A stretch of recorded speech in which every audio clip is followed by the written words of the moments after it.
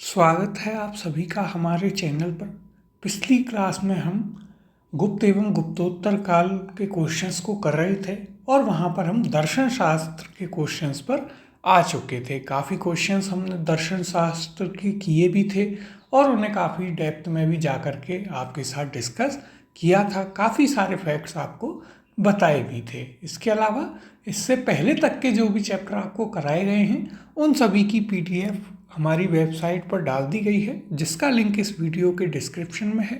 तो वहाँ से आप उन्हें डाउनलोड कर लीजिएगा और हमारा टेलीग्राम चैनल भी अवश्य ज्वाइन कर लीजिएगा। शुरुआत करते हैं आज के अपने पहले प्रश्न के साथ। निम्नलिखित युग्मों में से कौन सा एक भारतीय षड दर्शन का भाग नहीं है? ऑप्शन है ए मीमांसा और वेदांत, बी न्याय और वैशेषिक, सी लोकायत और कापालिक और ऑप्शन डी सांख्य और योग। और यह आपसे यूपीएससी प्रीलिम्स में भी पूछा है। तो देखिए, लास्ट क्लास में हमने आपको बताया भी था षड दर्शन के बारे में, आस्तिक और नास्तिक दर्शन बताए थे। वहाँ पर हमने आस्तिक दर्शन में आपको षड दर्शन बताया भी था। तो देखिए यहाँ पर क्या पूछा है, कौन सा षड दर्शन का भाग नहीं है? तो सही उत्तर होगा इसका ऑप्शन नंबर सी, लोकायत और कापालिक। ये क्या है, षड दर्शन के भाग नहीं है। तो षड दर्शन में कौन कौन से आते हैं? तो देखिए, सबसे पहले तो यहाँ पर हम आपको बताते हैं कि इन्हें क्या मानते हैं। इन्हें आस्तिक दर्शन माना जाता है। कैसा माना जाता है? आस्तिक दर्शन। और आस्तिक दर्शन को ही आप षड दर्शन कहते हैं। इसमें कौन कौन से दर्शन हैं? तो देखिए, सबसे पहला इसमें आता है पूर्व मीमांसा। क्या आता है? पूर्व मीमांसा।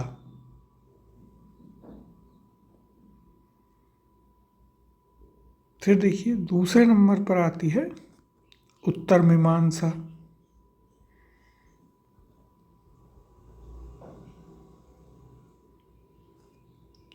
फिर आपके पास तीसरे नंबर पर है सांख्य दर्शन। चौथा आता है इसमें योग दर्शन। पांचवा आता है न्याय दर्शन।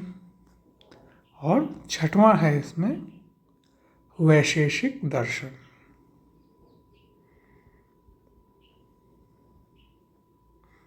तो देखिए, ये आते हैं आपके किसमें? षड दर्शन में या आस्तिक दर्शन में। फिर नास्तिक दर्शन है, जिसमें बौद्ध दर्शन, जैन दर्शन और चारवाक दर्शन आते हैं। अब यदि हम यहाँ पर चर्चा करें तो देखिएगा, मीमांसा और वेदांत, न्याय और वैशेषिक तथा सांख्य और योग भारतीय षड दर्शन के भाग हैं। वेदों को मान्यता देने के कारण ही सांख्य, योग, न्याय, वैशेषिक, पूर्व मीमांसा और वेदांत षड दर्शन आस्तिक दर्शन कहे जाते हैं। इनके प्रणेता कौन कौन हैं? तो देखिए, हम आपको पहले भी बता चुके हैं। इनके प्रणेता क्रमशः कपिल, पतंजलि, गौतम, कणाद, जैमिनी तथा बादरायण थे। जबकि लोकायत और कापालिक भारतीय षड दर्शन के भाग नहीं हैं। तो देखिए, यहाँ पर आपको क्या है, जो दर्शन शास्त्र से दो भागों में विभाजित किया गया है। कौन कौन सा? आस्तिक दर्शन। आस्तिक दर्शन क्या होता है? जो वेदों को मान्यता दें। ये कितने हैं? 6, इसलिए इन्हें षड दर्शन कहते हैं। कौन कौन से हैं? पूर्व मीमांसा, उत्तर मीमांसा या फिर मीमांसा और वेदांत, सांख्य, योग, न्याय और वैशेषिक। जबकि नास्तिक दर्शन में 3 आते हैं। कौन कौन से? बौद्ध, जैन और चारवाक दर्शन, जो वेदों की मान्यता को नहीं मानते हैं। अगला प्रश्न है, लोकायत दर्शन किसको कहा जाता है? ऑप्शन है ए जैन को, बी बौद्ध दर्शन को, सी चारवाक दर्शन को या ऑप्शन डी सांख्य दर्शन को। तो देखिए, यह हमने आपको बता रखा है पहले ही। कल की क्लास में ही आपको फैक्ट्स में लिखवाया भी था कि चारवाक दर्शन को ही लोकायत दर्शन भी कहते हैं। ऑप्शन नंबर सी यहाँ पर आपका सही उत्तर होगा। चारवाक दर्शन की यदि हम बात करें तो इसकी प्रतिपादक कौन थे? तो इसके प्रतिपादक कौन थे? बृहस्पति जी थे। और ये लोकायत दर्शन भी कहलाता है। इसके अलावा हम बात करें तो ईश्वर को नहीं मानता, कर्म फल और पुनर्जन्म को नहीं मानता, आत्मा सिद्धांत को भी नहीं मानता है। ये 4 तत्वों को मानता है, पृथ्वी जल अग्नि और वायु को। इसके अलावा यह भौतिकवादी एवं सुखवादी दर्शन है। वहाँ पर हमने आपको बताया भी था कि आप इसे याद रख सकते हैं, खाओ पियो और ऐश करो मित्रों से। अब यहाँ पर यदि हम इसकी बात करें तो देखिए क्या कहा गया है, चार्वाक दर्शन को ही लोकायत दर्शन के नाम से जाना जाता है। यह भौतिकवादी दर्शन है जो भौतिक या सांसारिक सुख को अधिक महत्व देता है। अगला प्रश्न देखते हैं, अद्वैत दर्शन के संस्थापक हैं। ऑप्शन है आपके पास, ए शंकराचार्य, बी रामानुजाचार्य, सी मध्वाचार्य, या option number D Mahatma Buddha, या ऑप्शन ई इनमें से कोई नहीं। तो देखिए यह भी आपके लिए अब इम्पोर्टेंट क्वेश्चन है। अद्वैत, द्वैत्वाद्वैत, इन सभी सिद्धांतों की बात करेंगे। तो देखिए अद्वैत दर्शन के संस्थापक हैं शंकराचार्य। ऑप्शन नंबर ए यहाँ पर आपका सही उत्तर होगा। ये यदि हम बात करें तो देखिए किस प्रकार के ब्रह्म को मानते हैं, तो ये निर्गुण, निराकार और निर्वचनीय। देखिएगा ये लोग निर्गुण,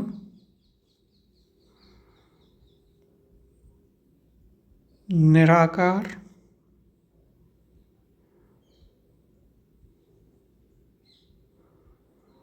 और निर्वचनीय ब्रह्म को मानते हैं। इसके अलावा ये क्या मानते हैं शंकराचार्य जी, ये कहते हैं कि ब्रह्म ही सत्य है और जगत मिथ्या है। क्या मानते हैं, तो देखिए ब्रह्म क्या है, सत्य है, और जबकि यह जगत क्या है, यह जगत है मिथ्या। ये कौन मानते हैं, शंकराचार्य जी। इसके अलावा देखिए यदि हम यहाँ पर बात करें तो ये ब्रह्म और जगत में सजातीय और विजातीय एवं स्वैगत भेद को नहीं मानते। तो देखिए एक चीज़ यह भी लिख लीजिएगा कि ये ब्रह्म और जगत में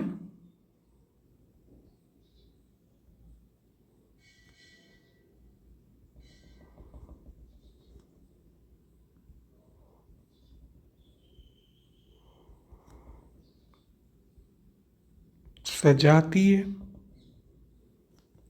विजातीय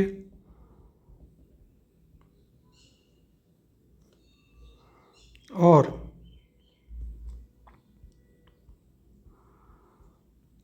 स्वैगत भेद नहीं मानते।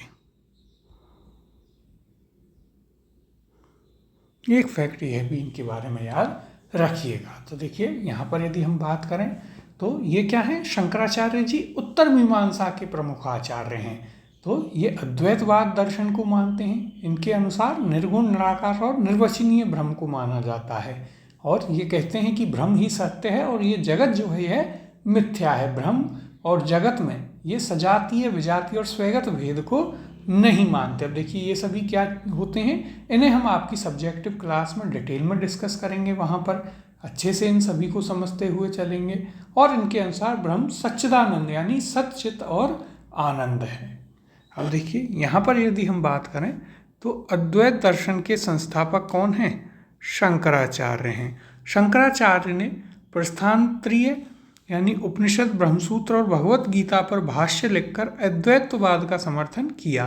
ब्रह्मसूत्र पर उनका भाष्य ब्रह्मसूत्र भाष्य कहलाता है। और इसके अलावा जो फैक्ट्स हैं इनके बारे में वो हमने आपको यहाँ लिखवाए हैं।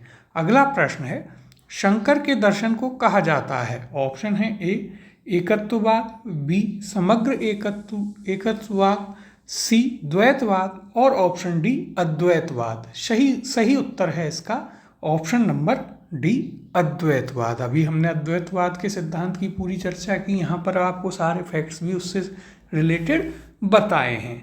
अब अगले प्रश्न की ओर चलते हैं।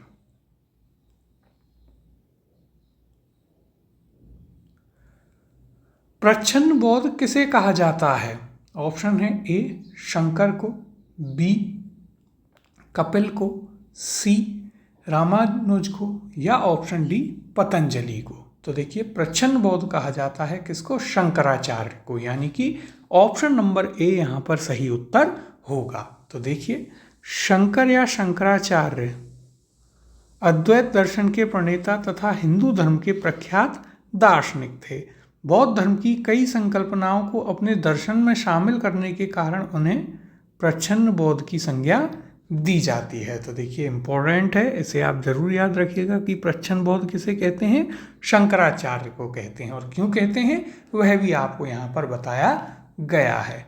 अगला प्रश्न है, निम्नलिखित में से अद्वैत वेदांत के अनुसार किसके द्वारा मुक्ति प्राप्त की जा सकती है? ऑप्शन दिए गए हैं, ए ज्ञान के द्वारा, ऑप्शन बी है कर्म के द्वारा, ऑप्शन सी भक्ति के द्वारा, ऑप्शन डी योग के द्वारा या फिर ऑप्शन नंबर ई इनमें से कोई नहीं।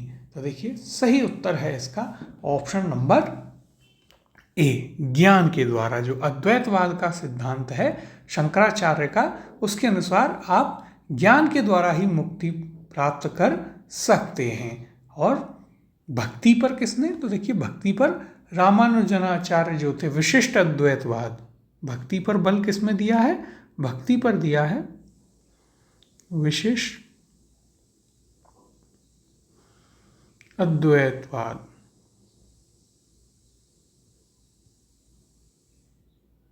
तो यह भी एक फैक्ट। अब देखिए यहाँ पर क्योंकि ये पूछा है कि किस सिद्धांत में किस चीज़ पर बल दिया है, इसलिए आपको यहीं पर ये हम बता रहे हैं जिससे कि आपको यह चीज़ याद रहे।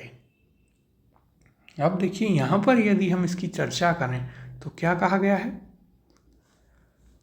अद्वैत वेदांत में ज्ञान मार्ग को मोक्ष का साधन स्वीकार किया जाता है। उसकी मान्यता है कि केवल ज्ञान से ही मुक्ति मिलती है, ज्ञान के अभाव में मुक्ति संभव नहीं है। उल्लेखनीय है कि अद्वैत वेदांत में सभी लोग ज्ञान मार्ग के अधिकारी नहीं हैं। ज्ञान मार्ग का अधिकारी केवल वही है जो साधन चतुष्टय से युक्त है, जबकि विशिष्ट अद्वैत दर्शन में भक्ति मार्ग को मोक्ष का साधन माना जाता है, जो कि हमने अभी आपको जस्ट ऊपर भी बताया था। तो ये दोनों चीज़ें आपको यहाँ पर याद रखनी है कि ज्ञान मार्ग को अद्वैतवाद में मोक्ष का साधन माना गया है, जबकि जो विशिष्ट अद्वैतवाद है उसमें भक्ति पर ज़्यादा जोर दिया गया है। अगला प्रश्न देखते हैं। विशिष्ट अद्वैत सिद्धांत के संस्थापक कौन थे? ऑप्शन है आपके पास, A Ramanujacharya, B Vallabhacharya, option C है श्रीकंठाचार्य और ऑप्शन डी दिया गया है मध्वाचार्य। और देखिए यह आपसे यूपीएससी प्रीलिम्स में भी पूछा जा चुका है। सही उत्तर है इसका ऑप्शन नंबर ए। विशिष्ट अद्वैतवाद सिद्धांत के संस्थापक थे रामानुजाचार्य। कौन थे? रामानुजाचार्य। अब देखिए यहाँ पर यदि हम बात करें तो सबसे पहली बात क्या है कि इन्होंने भक्ति पर बल दिया है। किस पर बल दिया है? तो देखिएगा इन्होंने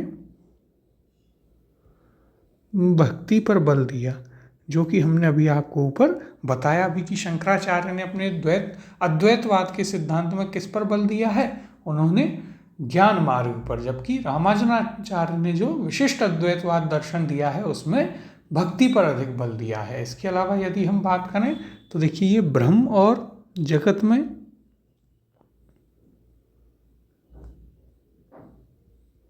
देखिएगा ब्रह्म और जगत में कौन से भेदों को मानते हैं और कौन किसको नहीं मानते हैं? तो ये सजातीय और विजातीय भेद को नहीं मानते। सजातीय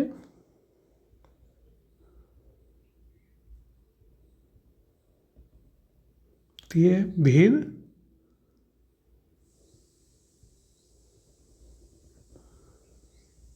नहीं मानते। किसको मानते हैं? लेकिन स्वैगत भेद को मानते हैं।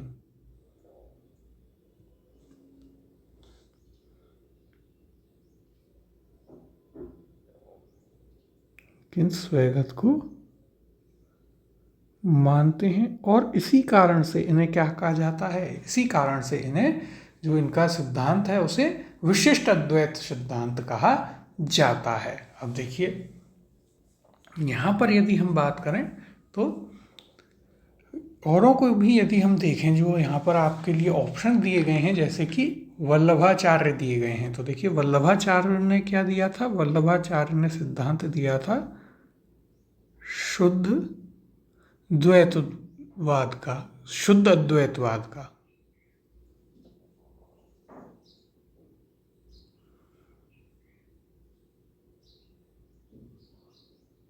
फिर देखिए मध्वाचार्य ने द्वैतवाद का सिद्धांत दिया था, किसका, द्वैतवाद का। ये भी फैक्ट्स आप यहाँ पर याद रखिएगा। और एक निम्बकाचार्य जो थे उन्होंने द्वैत अद्वैतवाद का सिद्धांत दिया था, क्योंकि ये भी एक साथ पूछ लिए जाते हैं तो इनमें काफ़ी कन्फ्यूजन होता है। अब देखिए यहाँ पर भक्ति आंदोलन के प्रमुख संतों में रामानुजाचार्य का स्थान महत्वपूर्ण है। ये सगुण ईश्वर में विश्वास करते थे। कैसे ईश्वर में, सगुण ईश्वर में विश्वास करते थे। इसके अलावा तथा भक्ति को मोक्ष प्राप्ति का साधन मानते थे, जो कि हमने आपको ऊपर बताया है। आगे देखिएगा, इन्होंने विशिष्ट अद्वैत, विशिष्टाद्वैत सिद्धांत का प्रतिपादन किया था। रामानुजाचार्य का विशिष्ट अद्वैत दर्शन शंकराचार्य के अद्वैत दर्शन के विरोध में एक प्रतिक्रिया है, यानी कि उसके विपरीत है। शंकराचार्य ने ब्रह्म को सत्य तथा जगत को मिथ्या बताया है, जबकि रामानुजाचार्य के अनुसार जीव आनंद में स्वयं प्रकाशमान तथा वैशिष्ट्यपूर्ण है और जगत मिथ्या ना होकर सत्य सृष्टि है। मनुष्य भक्ति के द्वारा ईश्वर में तल्लीन हो सकता है। आगे देखिए यहाँ पर वल्लभाचार्य ने क्या दिया, शुद्ध अद्वैतवाद का, तथा मध्वाचार्य ने द्वैतवाद दार्शनिक मत का प्रतिपादन किया है, जो कि हमने आपको ऊपर भी बताए हैं। अब अगले प्रश्न की ओर चलते हैं। निम्न में से किसका संबंध वेदांत दर्शन के साथ नहीं है। ऑप्शन है यहाँ पर ए शंकराचार्य, ऑप्शन बी है अभिनव गुप्त, ऑप्शन सी है रामानुज और ऑप्शन नंबर डी है माधव। तो देखिए सही उत्तर है इसका ऑप्शन नंबर बी, अभिनव गुप्त का संबंध वेदांत दर्शन के साथ नहीं है। वेदांत दर्शन में कौन कौन है, वेदांत दर्शन में शंकराचार्य हैं, आपके रामानुजाचार्य हैं, माधवाचार्य हैं, निम्बकाचार्य हैं, इन सभी की हमने वहाँ पर बात की है। अब देखिए यहाँ पर यदि हम चर्चा करें तो अभिनव गुप्त ये किससे जुड़े हुए हैं, तो ये तर्कशास्त्र से, इनका संबंध तर्कशास्त्र से है। अब देखिए यहाँ पर हम चर्चा कर लेते हैं। तो वेदांत दर्शन को भारतीय विचारधारा की पराकाष्ठा माना जाता है। वेदांत का शाब्दिक अर्थ होता है वेद का अंत या वैदिक विचारधारा की पराकाष्ठा। वेदांत दर्शन के 3 आधार हैं, कौन कौन, उपनिषद, ब्रह्मसूत्र और Bhagavad Gita.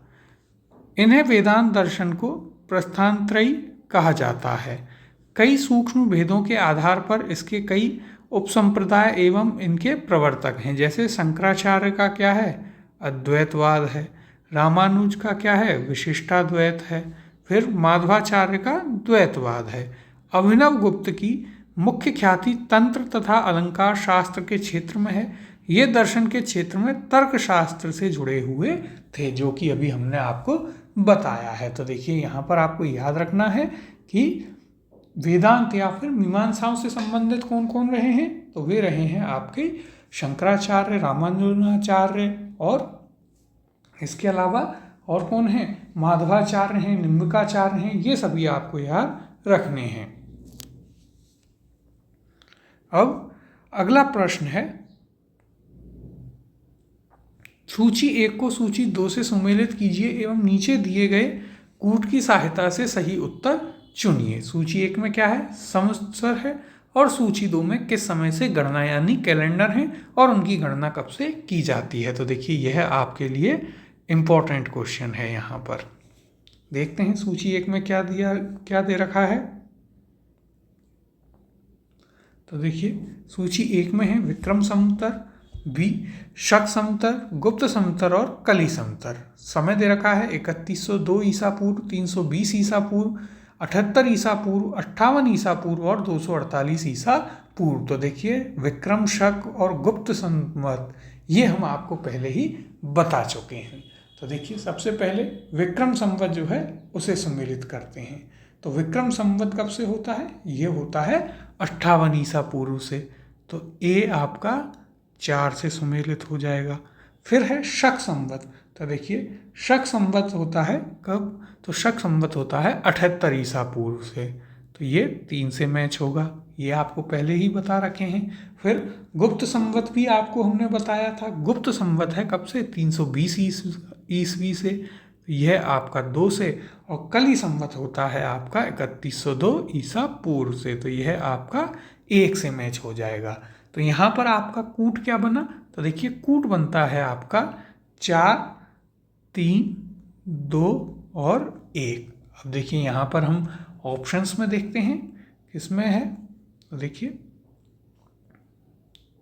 A4, D3, B2, C1। Option number D यहाँ पर सही उत्तर होगा। और यह आपसे देखिए यूपीएससी प्रीलिम्स में भी पूछा जा चुका है। अब अगला प्रश्न देखते हैं। देखिए यहाँ अगला प्रश्न है, निम्न कथनों पर विचार कीजिए तथा नीचे दिए गए कूट से सही उत्तर चुनिए। पहला है विक्रम संवत 58 ईसा पूर्व से आरंभ हुआ। आगे देखते हैं। दूसरा शक संवत सन 78 ईस्वी से आरंभ हुआ। तीसरा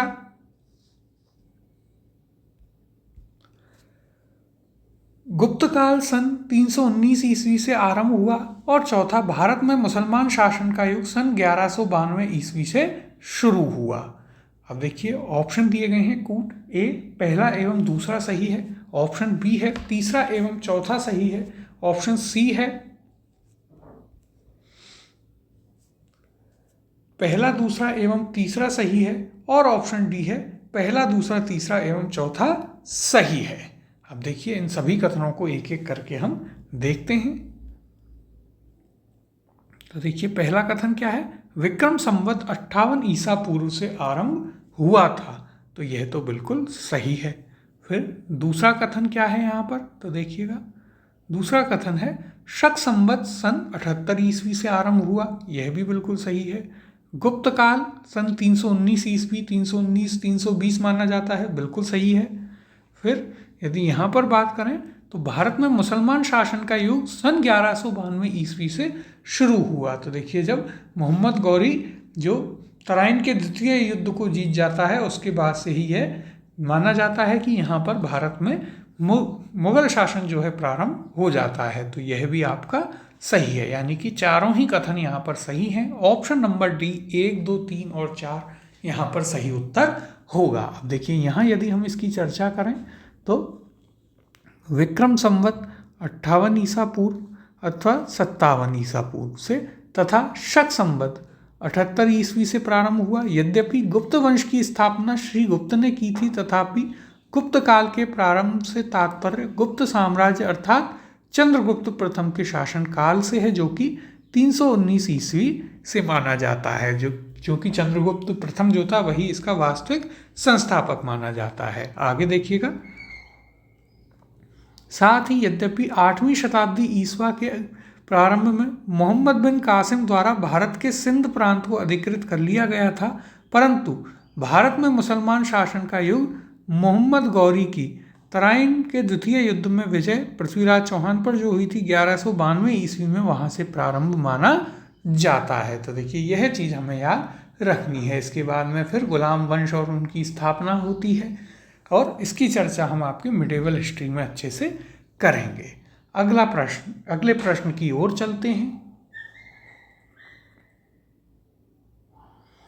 गधेया था। ऑप्शन है ए सिक्का, ऑप्शन बी भूमि कर, ऑप्शन सी व्यापार कर और ऑप्शन डी सैन्य कर।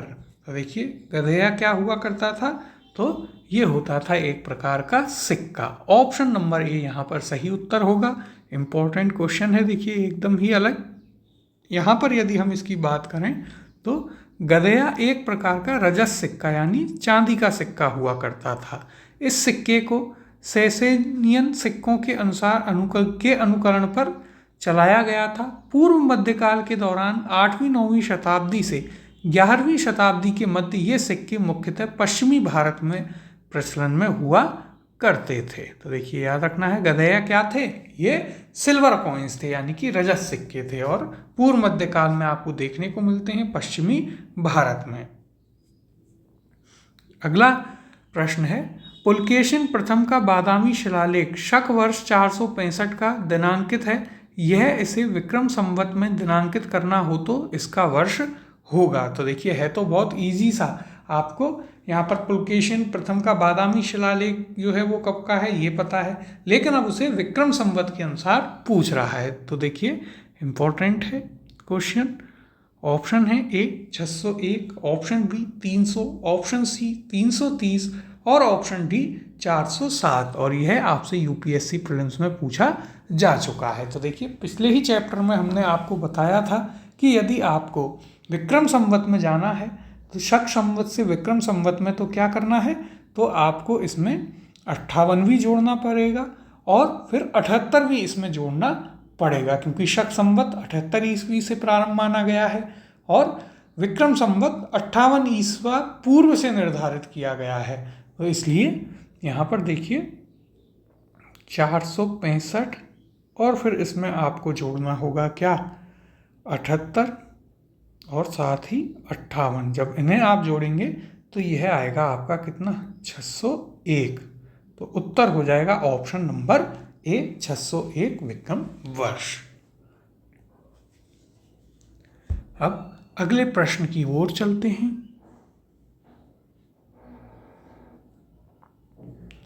मालव संवत इस नाम से भी जाना जाता है। ऑप्शन है ए कलचुरी संवत, ऑप्शन बी कृत संवत, ऑप्शन सी है शक संवत और ऑप्शन डी गुप्त संवत।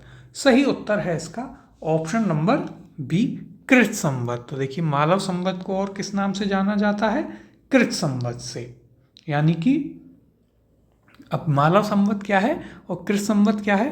तो ये विक्रम संवत के ही दूसरे नाम है। क्या है ये आपका विक्रम संवत ही है। अब देखिए यहाँ पर क्या कहा गया है, विक्रमादित्य प्राचीन भारत के एक प्रसिद्ध सम्राट माने जाते हैं जिन्होंने 57 ईसा पूर्व में विक्रम संवत अथवा विक्रम कैलेंडर की स्थापना की। विक्रम संवत को कृत संवत और मालव संवत के रूप में भी जाना जाता था। भारत में ग्रेगोरियन कैलेंडर के साथ शक संवत और विक्रम संवत का प्रयोग भी किया जाता है। इनके बारे में हम आपको पहले भी बता चुके हैं। अगला प्रश्न है, एक चालुक्य अभिलेख के तिथि अंकन में शक संवत का वर्ष 556 दिया हुआ है, इसका तुल्य वर्ष है। ऑप्शन है ए 478 ईस्वी, ऑप्शन बी 499 ईस्वी, ऑप्शन सी 613 ईस्वी और ऑप्शन डी 634 ईस्वी। तो देखिए यहाँ पर हमें ईस्वी में बताना है और इसमें यदि हम बात करें तो शक संवत वर्ष क्या है 556। तो इसमें हमें क्या करना होगा, तो देखिए 556 में आपको जोड़ना होगा क्या 78। तो 556 में जब आप 78 जोड़ेंगे तो यह आएगा कितना, तो देखिए यह आ जाएगा आपका 634। यानी कि ऑप्शन नंबर डी 634 ईस्वी यहाँ पर आपका सही उत्तर होगा। आप देखिए यहाँ पर हम इन्हें किस प्रकार से कर रहे हैं, तो ये हम आपको पहले की एक क्लास में बता चुके हैं पिछले चैप्टर्स की में। तो आप वहाँ यदि आपने पहले की क्लासेस नहीं ली हैं तो एक बार आप उन्हें ज़रूर लीजिएगा, जिससे यहाँ पर आप विद द फ्लो चल सकें और चीज़ों को समझ सकें कि क्या बात हो रही है, किस बारे में हो रही है, कहाँ से चीज़ों को लिंक करना है। अगला प्रश्न देखते हैं। पुराणों के अनुसार चंद्रवंशीय शासकों का मूल स्थान था। ऑप्शन है A Kashi, option B Ayodhya, option C Pratishthanpur और ऑप्शन डी श्रावस्ती। तो देखिए पुराणों के अनुसार जो चंद्रवंशीय शासक थे उनका मूल स्थान माना जाता है प्रतिष्ठानपुर। तो ऑप्शन नंबर सी यहाँ पर आपका सही उत्तर होगा। अब देखिए यहाँ पर हम जानते हैं अधिकतर क्षत्रिय या तो सूर्यवंशी हैं या फिर चंद्रवंशीय हैं। देखिए यहाँ पर पुराणों के अनुसार चंद्रवंश या सोमवंश क्षत्रिय वर्ण के 3 मूल वंशों, 2 सूर्यवंश, अग्निवंश और चंद्रवंश में से एक था। चंद्रवंशीय शासकों का मूल स्थान त्रेता युग में क्या था? प्रयाग था। परंतु प्रलय के पश्चात द्वापर युग में चंद्रवंशीय संवारन के प्रतिष्ठानपुर यानी कि वर्तमान का झांसी, इलाहाबाद, इसमें अपनी उन्होंने राजधानी स्थापित की थी। अगला प्रश्न है, मौखरी शासक की राजधानी थी। ऑप्शन है आपके पास A Thaneshwar, option B Kannauj, option C है परशुपुर और ऑप्शन नंबर डी उपयुक्त में से कोई नहीं। तो देखिए मौखरी वंश जो था उसके शासकों की जो राजधानी थी वो हुआ करती थी कन्नौज। तो ऑप्शन नंबर बी यहाँ पर आपका सही उत्तर होगा। अब देखिए यहाँ पर हम इसकी चर्चा कर लेते हैं, यहाँ क्या कहा गया है। तो देखिएगा, मौखरी गुप्तों के क्या थे? सामंत थे। कौन थे? मौखरी गुप्तों के सामंत हुआ करते थे, जो मूलतः गया के निवासी थे। मौखरी वंश के शासकों ने अपनी राजधानी कहाँ बनाई? कन्नौज बनाई। इस वंश के प्रमुख शासक कौन कौन थे? तो देखिएगा, हरिवर्मा, आदित्य वर्मा, ईशान वर्मा और सर्ववर्मा एवं गृहवर्मा क्या थे? इसके प्रमुख शासक हुआ करते थे। तो आपको याद रखना है कौन थे मौखरी? तो मौखरी थे गुप्त वंश या गुप्त जो राजा हुआ करते थे उनके ही क्या थे? उनके ही ये सामंत हुआ करते थे। अब अगले प्रश्न की ओर चलते हैं। निम्नलिखित युग्मों में से कौन एक सही सुमेलित नहीं है? ऑप्शन है ए सर्ववर्मन गया ताम्रपत्र, बी ईश्वर वर्मन जौनपुर प्रस्तर अभिलेख, सी ईशान वर्मन हराहा पाषाण अभिलेख और ऑप्शन डी जीवित गुप्त द्वितीय देवबर्नाक अभिलेख। तो देखिए यहाँ पर यदि हम बात करें कौन सा सही सुमेलित नहीं है, उत्तर होगा आपका ऑप्शन नंबर 1 सर्ववर्मन गया ताम्रपत्र। इससे सही सुमेलित नहीं है। सर्ववर्मन का ताम्रपत्र आपको मिलता है कहाँ से? असीरगढ़ से। कहाँ से मिला है इसका ताम्रपत्र? देखिए याद रखिएगा, यह मिलता है आपको असीरगढ़ से। अब अगला प्रश्न है, गुप्त वंश के पतन से लेकर आरंभिक 7वीं शताब्दी में हर्षवर्धन के उत्थान तक उत्तर भारत में निम्नलिखित में से किन राज्यों का शासन था?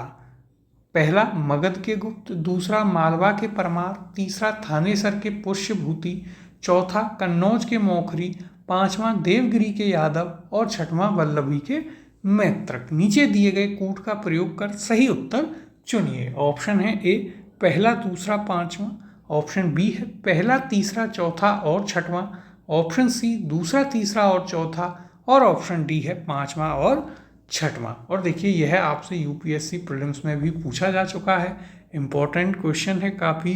देखिए डीप फैक्ट्स हैं, वरना आप देखेंगे तो गुप्त काल के बाद लोग जो हैं वे सीधे ही हर्षवर्धन पर आ जाते हैं और फिर हर्षवर्धन से आगे चलते हुए दक्षिण भारत में जाते हैं और फिर एंशिएंट इंडिया पूरा भी हो जाता है। लेकिन यहाँ पर यदि हम बात करें तो देखिए इनमें से कौन कौन से थे, ध्यान से देखते हुए चलिएगा। मगध के गुप्त, बिल्कुल ये थे इनके पतन के बाद। दूसरा आता है मालवा के परमार, तो ये नहीं थे। फिर थानेसर के पुष्यभूति, ये भी थे। कन्नौज के मौखरी, ये भी थे। इसके बाद देवगिरी के यादव, ये नहीं थे। और वल्लभी के मैत्रक, ये थे। तो यानी कि पहला, तीसरा, चौथा और छठा। तो देखिएगा ऑप्शन नंबर बी पहला, तीसरा, चौथा, छठा, ये यहाँ पर आपका सही उत्तर होगा। अब देखिए यहाँ पर हम इसकी चर्चा कर लेते हैं, क्या दिया गया है आपको। तो देखिए 6वीं शताब्दी ईस्वी के मध्य तक शक्तिशाली गुप्त साम्राज्य के पतन के फलस्वरूप भारतीय राजनीति में विकेंद्रीकरण तथा विभाजन की प्रवृत्तियां प्रारंभ हो गई, यानी कि डिसेंट्रलाइजेशन हो गया। जैसे मुगल साम्राज्य विघटित हुआ जब औरंगजेब की मृत्यु के बाद, तो बंगाल, अवध ऐसे करके कई नए स्टेट बने। उसी प्रकार से जब गुप्तों का पतन होता है तो कई नए राज्य उभर के आते हैं। इस दौरान अनेक स्थानीय सामंतों एवं शासकों ने अपनी स्वतंत्रता घोषित कर दी। गुप्त वंश के पतन से लेकर आरंभिक 7वीं शताब्दी में हर्षवर्धन के उत्थान तक उत्तर भारत में निम्नलिखित राज्यों का शासन था। कौन कौन थे देखिए, मगध के गुप्त थे, थानेसर थे, थानेश्वर के पुष्यभूति, कन्नौज के मौखरी थे, और कौन थे, और थे वल्लभी के मैत्रक। इन चारों को याद रखिएगा, ये आपके लिए इम्पोर्टेंट है। अब अगला प्रश्न देखते हैं, वर्धन राजवंश की स्थापना किसने की थी? ऑप्शन है आपके पास, ए पुष्यभूति ने, ऑप्शन बी है राज्यवर्धन ने, ऑप्शन सी है आदित्यवर्धन ने, और ऑप्शन डी है प्रभाकर वर्धन ने। ऑप्शन ई दिया गया है उपयुक्त में से कोई नहीं या उपयुक्त में से एक से अधिक। तो देखिए यहाँ पर वर्धन राजवंश की स्थापना किसने की, यह आपसे पूछा गया है। सही उत्तर है इसका ऑप्शन नंबर ए, पुष्यभूति के द्वारा। अब देखिए यह जानकारी आपको कहाँ से मिलती है कि वर्धन राजवंश की स्थापना किसने की? तो देखिए वर्धन राजवंश की स्थापना करता है पुष्यभूति, और इनकी राजधानी क्या होती है? तो इनकी राजधानी होती है क्या? थानेश्वर। क्या राजधानी होती है? थानेश्वर। और वर्धन राजवंश कौन सा है? जिसका राजा हर्षवर्धन हुआ करता था। यह जानकारी आपको कहाँ से मिलती है? तो यह जानकारी आपको मिलती है बाणभट्ट की हर्ष चरित्र से।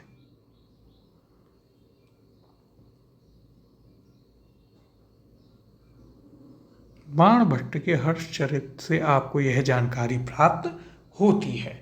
अब देखिए यहाँ पर हम यदि बात करें हर्षवर्धन की, तो इसकी पत्नी कौन हुआ करती थी? प्रभाकरी। इसकी पत्नी थी, देखिए प्रभाकर वर्धन और यशोमती जो थे वे दोनों थे। उनके पुत्र पुत्री कौन थे? राज्यवर्धन, हर्षवर्धन और राज्यश्री, जिसका विवाह गृहवर्मा से हुआ था। कन्नौज का जो क्या था, शासक हुआ करता था। फिर यदि हम इसकी कहानी की बात करें तो प्रभाकर वर्धन जो था, इसका पिता, उसने राजस्थान पर भी आक्रमण किया था। और राज्यश्री का विवाह कन्नौज का जो शासक था गृहवर्मा, उससे किया था। मौखरी वंश का राजा था। और मालवा का जो शासक हुआ करता था देवगुप्त, उसने गृहवर्मा की हत्या कर दी थी। उसके बाद गौड़ शासक जो था शशांक, उसने राज्यवर्धन की हत्या कर दी। और हर्षवर्धन जो था, उसने इन सभी की हत्या कर और फिर वह राजा बन गया। वह कभी भी इंटरेस्टेड नहीं था राजा बनने में, लेकिन जो परिस्थितियां हुई उसके बाद फिर उसे राजपाट अपने हाथ में लेना पड़ा। अब देखिए यहाँ पर यदि हम इसकी चर्चा करें तो क्या कहा गया है? बाणभट्ट की रचना कौन सी है? हर्ष चरित्र के अनुसार वर्धन वंश की स्थापना पुष्यभूति नामक व्यक्ति ने थानेश्वर या स्थानेश्वर में की थी। हर्षवर्धन इस वंश का सबसे महान शासक था। अब देखिए यहाँ पर यदि हम बात करें, आपको चीज़ों को बताएं, तो देखिए कौन थे? तो देखिए एक तो था प्रभाकर वर्धन, प्रभाकर वर्धन और यशोमती।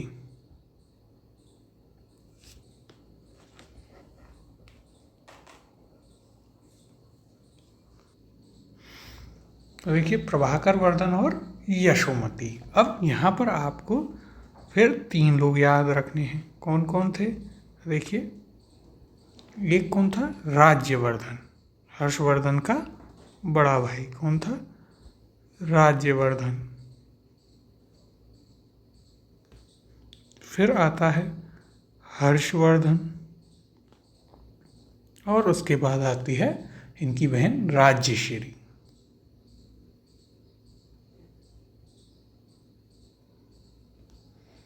ठीक है। फिर यदि हम बात करें तो देखिए यहाँ पर आपको याद रखना है कि राज्यश्री जो थी, इसका विवाह किसके साथ किया गया था? तो देखिए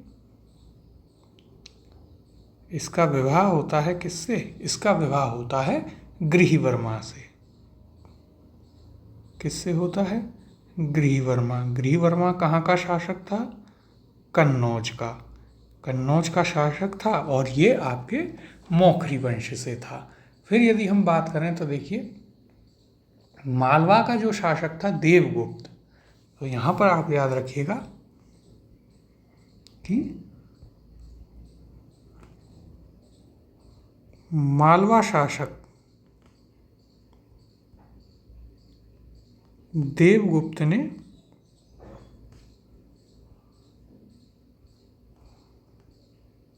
गृहवर्मा की हत्या कर दी। देखिए कहानी है कि हर्षवर्धन कैसे राजा बनता है। मालवा शासक देवगुप्त किसे मार देता है? गृहवर्मा को मार देता है।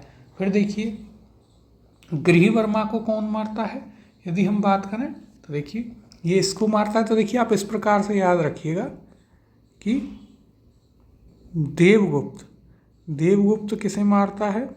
देवगुप्त मार देता है गृहवर्मा को। ठीक है, फिर इसके बाद देवगुप्त को कौन मारेगा? तो देखिए फिर राज्यवर्धन जो था,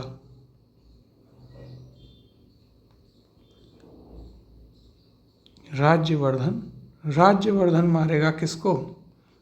देवगुप्त को। देखिए देवगुप्त को मार देगा, देवगुप्त गृहवर्मा को मार देगा और राज्यवर्धन को देवगुप्त का एक दोस्त होता है शशांक। कौन होता है? शशांक। शशांक किसे मार देता है? राज्यवर्धन को। देखिए शशांक मार देता है राज्यवर्धन को और अंत में आता है हर्षवर्धन किसे मार देगा? हर्षवर्धन मार देगा शशांक को और फिर हर्षवर्धन वहाँ पर राजा बन जाता है। ये इसकी कहानी है राजा बनने की।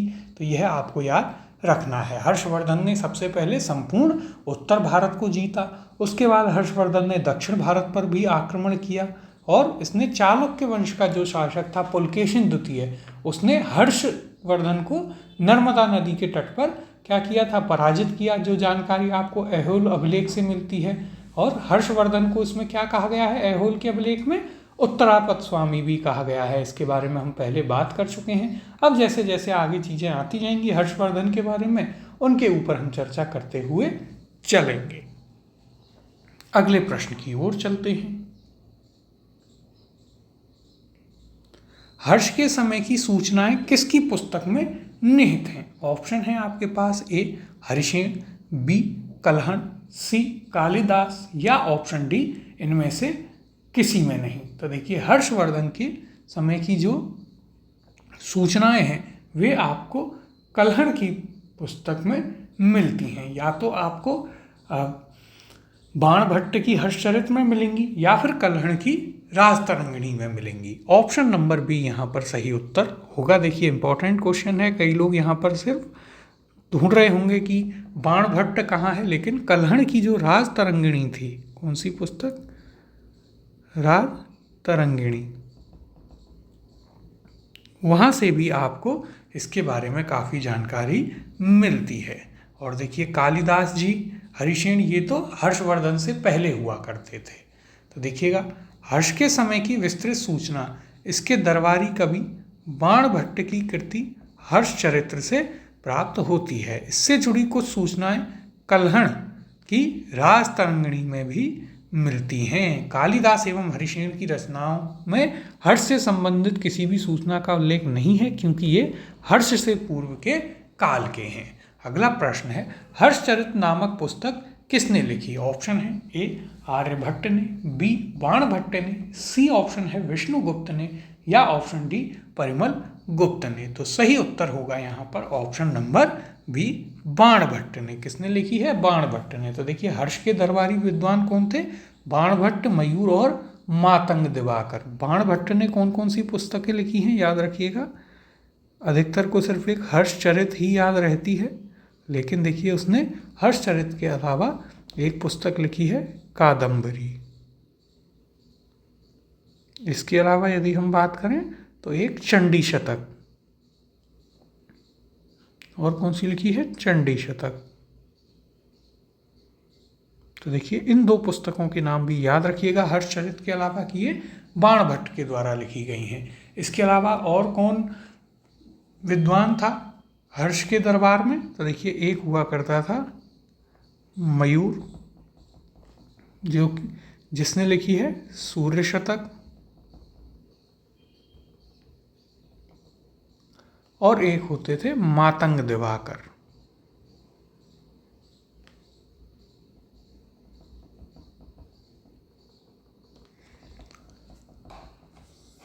तो इनके बारे में आपको याद रखना है कि हर्ष के दरबारी विद्वान कौन कौन हुआ करते थे।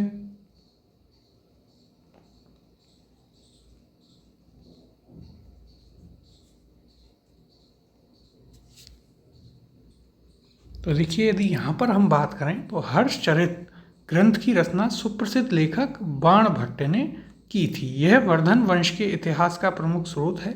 इसमें लेखक अपने समकालीन शासक तथा उसके पूर्वजों के जीवन वृत्तांत का वर्णन प्रस्तुत करता है। तो आपको पूरे वर्धन वंश की जानकारी हर्षचरित पुस्तक से मिल जाती है। इसके अलावा बाणभट्ट ने कौन सी पुस्तकें लिखी हैं?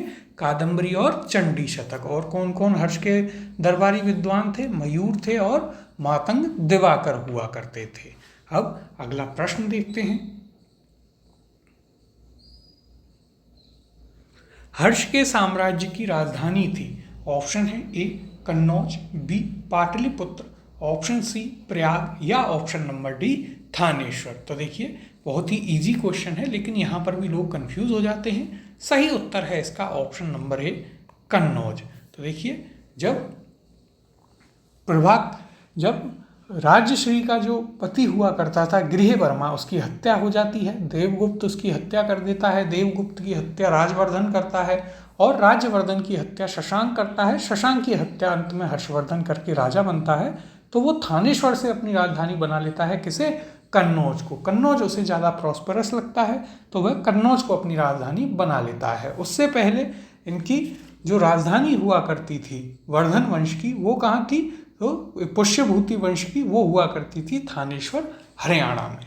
अब देखिए, यहाँ पर यदि हम बात करें तो चीनी स्रोतों से पता चलता है कि हर्ष एवं राज्यश्री दोनों साथ साथ कन्नौज के राज सिंहासन पर बैठा करते थे, वो और अपनी उसकी बहन। हर्ष ने अपनी राजधानी थानेश्वर से कन्नौज स्थानांतरित की ताकि वह राज्यश्री को प्रशासनिक कार्यों में पूरी सहायता प्रदान कर सके। यह हर्ष के विस्तृत साम्राज्य पर शासन करने के लिए भी उपयुक्त था। देखिए, बाद में कन्नौज ही एक प्रमुख केंद्र बन गया था। फिर दिल्ली तो काफ़ी बाद में बना है, उससे पहले कन्नौज ही एक प्रमुख केंद्र बन चुका था। अब देखिए, यदि हम बात करें तो उस समय ह्वेनसांग जो है वह हर्षवर्धन के समय भारत आता है। चीनी यात्रियों में कौन आता है? नाम याद रखिएगा।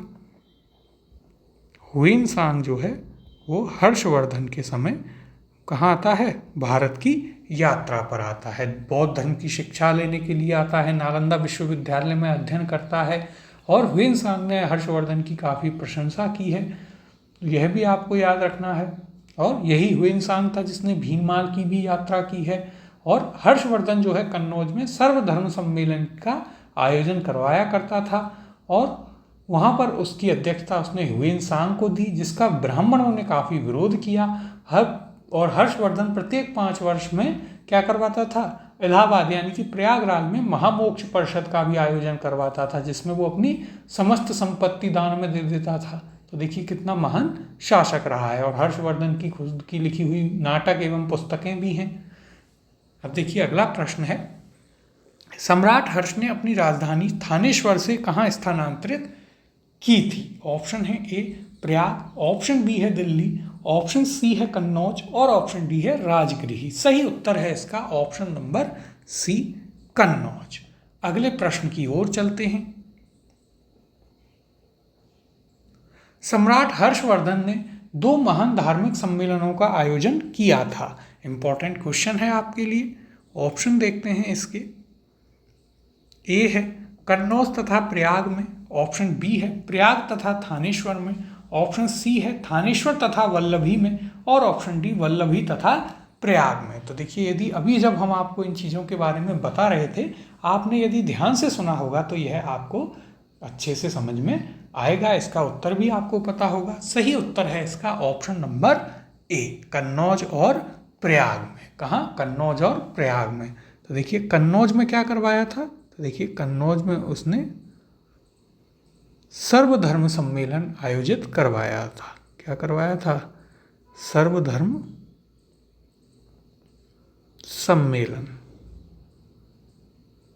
और इसमें अध्यक्ष कौन था? तो देखिए इसका अध्यक्ष हुआ करता था, कौन किसको बनाया? ह्वेनसांग को। इसका अध्यक्ष बना था ह्वेनसांग, जिसका ब्राह्मणों ने विरोध किया। किसने विरोध किया? ब्राह्मणों ने विरोध। उनका कहना था कि भाई जब हम जैसे हमारे जैसे प्रकांड पंडित यहाँ बैठे हैं तो एक विदेशी आकर दूसरे धर्म का सर्वधर्म सम्मेलन की अध्यक्षता कैसे कर सकता है? तो इसलिए ब्राह्मण काफी नाराज हर्षवर्धन से हो गए थे। लेकिन राजा के सामने कौन ज्यादा नाराजगी जाहिर करेगा? फिर देखिए दूसरा प्रयाग में क्या करवाया था हर्षवर्धन ने? हमने आपको अभी बताया कि महामोक्ष परिषद क्या आयोजित करवाता था हर्षवर्धन? महामोक्ष परिषद आयोजित करवाता था, और ये भी प्रत्येक 5 वर्ष में यहाँ पर क्या करता था? अपनी सारी संपत्ति वो दान में दिया करता था। और 6वीं जो महामोक्ष परिषद थी उसमें ह्वेनसांग ने भी भाग लिया। अब यहाँ पर हम इसकी चर्चा कर लेते हैं। तो देखिए क्या कहा गया है। अन्य धर्मों से महायान की उत्कृष्टता सिद्ध करने के लिए हर्ष ने कन्नौज में विभिन्न धर्मों एवं संप्रदायों के आचार्य की एक विशाल सभा बुलवाई। चीनी साक्ष्यों के अनुसार इस सभा में 20 देशों के राजा अपने देशों के प्रसिद्ध ब्राह्मणों, श्रमणों, सैनिकों और राजपुरुषों आदि के साथ उपस्थित हुए थे। इस सभा की अध्यक्षता किसने की? ह्वेनसांग ने की थी। साथ ही हर्ष के समय प्रति 5 वर्ष प्रयाग के संगम क्षेत्र में एक समारोह आयोजित किया जाता था जिसे महामोक्ष परिषद कहा गया है। ह्वेनसांग स्वयं 6ठे समारोह में उपस्थित था, यह भी हमने आपको ऊपर बताया। इसमें 18 देशों के राजा सम्मिलित हुए थे। तो देखिए हर्षवर्धन ने कितने बड़े बड़े आयोजन करवाए। जैसे आज के समय में G20 और ये होते हैं, 20 देशों के जो अध्यक्ष हैं वे आते हैं, उसी प्रकार से उस समय हर्षवर्धन ने करवाए। कन्नौज में सर्वधर्म सम्मेलन करवाया, जिसकी अध्यक्षता कौन करता है? ह्वेनसांग करता है, और जिसका विरोध यहाँ के ब्राह्मण करते हैं। और प्रत्येक 5 वर्ष में हर्षवर्धन प्रयाग में क्या करवाता था? महामोक्ष परिषद आयोजित किया करता था, जिसमें वो अपनी पूरी संपत्ति को दान में दे दिया करता था। और जो 6वीं महामोक्ष परिषद थी उसमें ह्वेनसांग जो है वह स्वयं भी भाग लेता है। अब अगला प्रश्न देखते हैं। उत्तर प्रदेश में स्थित वह स्थल जहां हर्षवर्धन ने बौद्ध महासम्मेलन का आयोजन किया था। ऑप्शन है आपके पास ए काशी में, ऑप्शन बी प्रयाग में, ऑप्शन सी अयोध्या में, और ऑप्शन डी सारनाथ में। सही उत्तर है इसका ऑप्शन नंबर बी प्रयाग में। अगला प्रश्न है, नर्मदा नदी पर सम्राट हर्ष के दक्षिणवर्ती अग्रगमन को रोका था। ऑप्शन है ए पुलकेशिन फर्स्ट ने, ऑप्शन बी है पुलकेशिन द्वितीय ने, ऑप्शन सी है विक्रमादित्य प्रथम ने, या फिर ऑप्शन डी विक्रमादित्य द्वितीय ने। और देखिए यह आपसे यूपीएससी प्रीलिम्स में भी पूछा जा चुका है, तो हमने एक क्वेश्चन में आपको यह बताया भी है। सही उत्तर है इसका ऑप्शन नंबर बी पुलकेशिन द्वितीय ने। यह जानकारी आपको कहाँ से मिली? हमने यह आपको बताया था, यह जानकारी आपको ऐहोल के अभिलेख से मिलती है। कहाँ से? ऐहोल अभिलेख से। क्या जानकारी मिलती है वहां से? कि पुलकेशिन द्वितीय ने नर्मदा नदी के तट पर किसे हराया है? उत्तरापद स्वामी को। इसमें देखिए ऐहोल अभिलेख, इसमें हर्षवर्धन को क्या कहा गया है? इसमें हर्षवर्धन को कहा गया है उत्तरापद स्वामी, यानी उत्तर भारत का जो स्वामी था, पूरे उत्तर भारत पर जिसका राज हुआ करता था। अब यहाँ पर हम इसकी चर्चा कर लेते हैं। तो देखिए यहाँ क्या कहा गया है। हर्ष की विजयों के फलस्वरूप उसके राज्य की पश्चिमी सीमा नर्मदा नदी तक पहुँच गई। इधर पुलकेशिन द्वितीय भी उत्तर की ओर राज्य का विस्तार करना चाहता था। ऐसी स्थिति में दोनों के बीच युद्ध अवश्यंभावी हो गया। फलतः नर्मदा के तट पर दोनों के बीच युद्ध हुआ, जिसमें पुलकेशिन द्वितीय ने हर्ष को पराजित किया था। पुलकेशिन द्वितीय की ऐहोल प्रशस्ति एवं ह्वेनसांग का विवरण इस युद्ध के साक्ष्य हैं, और वहां से आपको यह जानकारी प्राप्त होती है। और देखिए इसमें यह चीज़ भी हमें याद रखनी है कि यह आक्रमण कब हुआ था, तो देखिए यह हुआ था 618वीं ईस्वी में। इसका टाइम भी आप याद रखिएगा। अब अगला प्रश्न देखते हैं। निम्नलिखित शासकों में से किसने हर्षवर्धन को पराजित किया था? ऑप्शन है ए कीर्तिवर्मन द्वितीय, ऑप्शन बी विक्रमादित्य द्वितीय, ऑप्शन सी देखते हैं पुलकेशिन प्रथम, और ऑप्शन डी है पुलकेशिन द्वितीय। तो सही उत्तर होगा ऑप्शन नंबर डी पुलकेशिन द्वितीय। तो देखिए यहाँ भी कंफ्यूज नहीं होना है, पुलकेशिन फर्स्ट था या सेकंड था, पुलकेशिन द्वितीय ने किया था पराजित 618वीं ईस्वी में। कहाँ पर? तो नर्मदा नदी के तट पर। यह जानकारी कहाँ से मिलती है? तो यह जानकारी आपको मिलती है कहाँ से? ऐहोल अभिलेख से। और उसमें हर्षवर्धन को क्या कहा गया है? उत्तरापद स्वामी कहा गया है। अब अगले प्रश्न की ओर चलते हैं।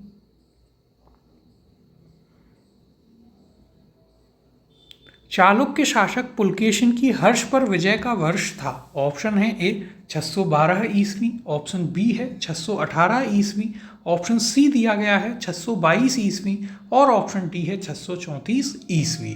तो देखिए अभी हमने आपको इसका टाइम पीरियड बताया, सही उत्तर है यहाँ पर ऑप्शन नंबर बी 618 ईस्वी। अब देखिए यहाँ पर हम चर्चा कर लेते हैं। तो देखिए यहाँ क्या कहा गया है? पुलकेशिन द्वितीय चालुक्य वंश का शक्तिशाली राजा था। हर्ष की विजयों के फलस्वरूप उसके राज्य की पश्चिमी सीमा नर्मदा नदी तक पहुंच गई। उधर पुलकेशिन भी उत्तर की ओर राज्य का विस्तार करना चाहता था। ऐसी स्थिति में दोनों में युद्ध हुआ और फलस्वरूप हर्ष और पुलकेशिन द्वितीय के बीच नर्मदा नदी के तट पर युद्ध हुआ, जिसमें हर्ष की पराजय हुई। ऐसा आपको, अब देखिए यहाँ पर अलग अलग बातें कही गई हैं। जैसे अल्टेकर का विचार है कि हर्ष और पुलकेशिन का युद्ध 630 से 634 ईस्वी के बीच हुआ, और इसका वो कारण क्या देता है कि वल्लभी का युद्ध 630 के पहले नहीं हो सकता।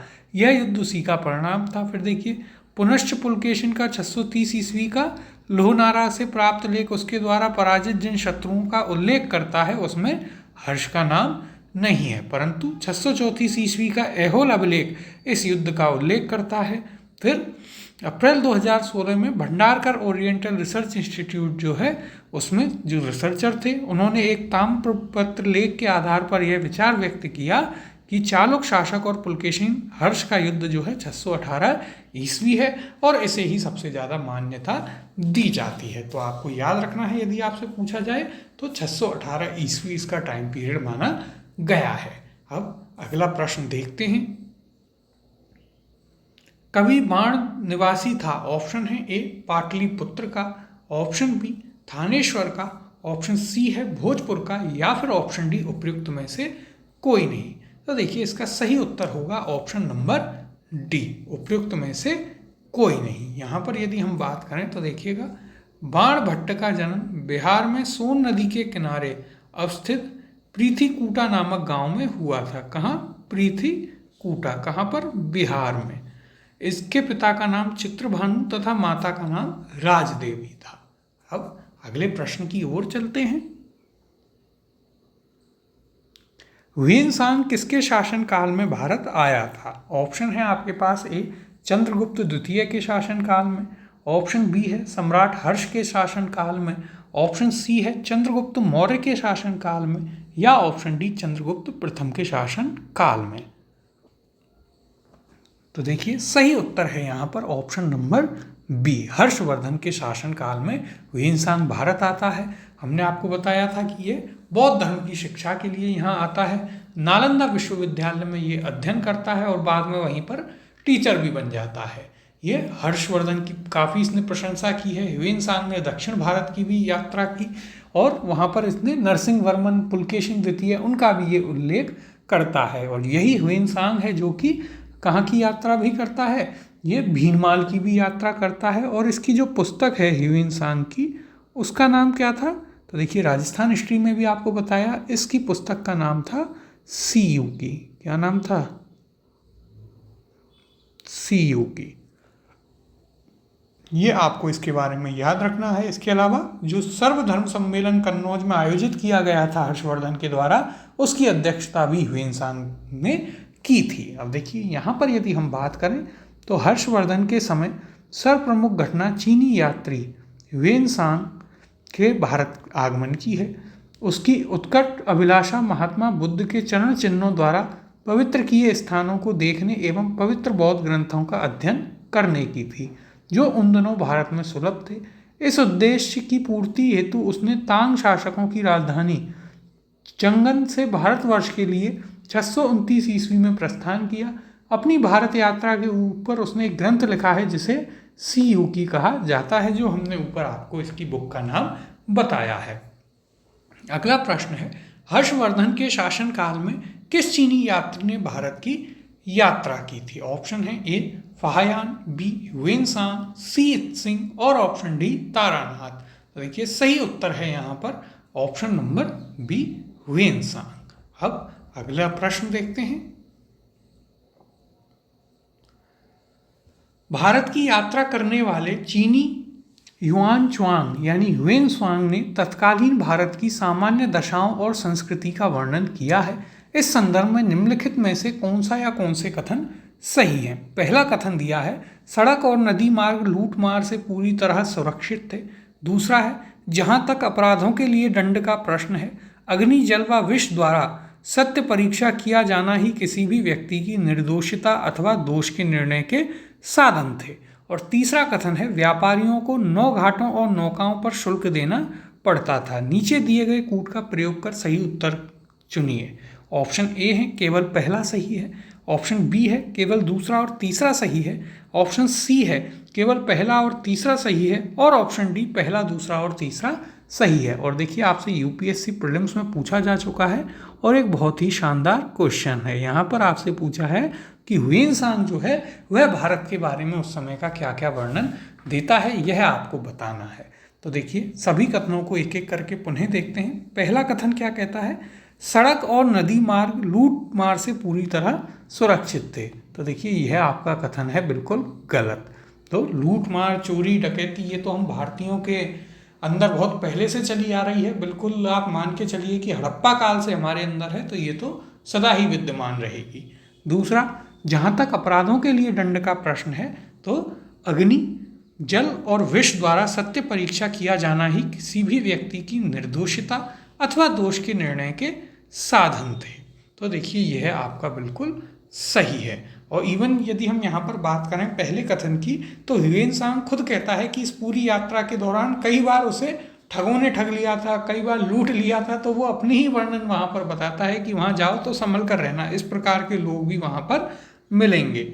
और तीसरा है, व्यापारियों को नौ घाटों और नौकाओं पर शुल्क देना पड़ता था। तो यह भी बिल्कुल सही कथन है। तो उत्तर हो जाएगा यहाँ पर क्या, ऑप्शन नंबर बी, केवल 2 और 3, दूसरा और तीसरा कथन ही यहाँ पर सही है। अब देखिए यहाँ पर हम इसकी चर्चा कर लेते हैं कि यहाँ क्या कहा गया है। ह्वेनसांग के अनुसार सड़कों पर आवागमन पूर्णतः सुरक्षित नहीं था। ह्वेनसांग स्वयं कई बार चोर डाकुओं के चंगुल में फंस चुका था। हम तो आज तक कोई भी विदेशी घूमने आता है तो उसे गाइड से लेके सब दबा के लूटते हैं। आगे देखिए, ह्वेनसांग के अनुसार अपराध अथवा निर्दोष सिद्ध करने के लिए अग्नि, जल, विष आदि द्वारा दिव्य परीक्षाएं ली जाती थी। उसके अनुसार व्यापारिक मार्गों, घाटों, बिक्री की वस्तुओं आदि पर भी कर लगा करते थे, जिससे राज्य को पर्याप्त धन प्राप्त होता था। और यही कंसेप्ट आज तक चला आ रहा है। तो देखिए इंपॉर्टेंट क्वेश्चन था।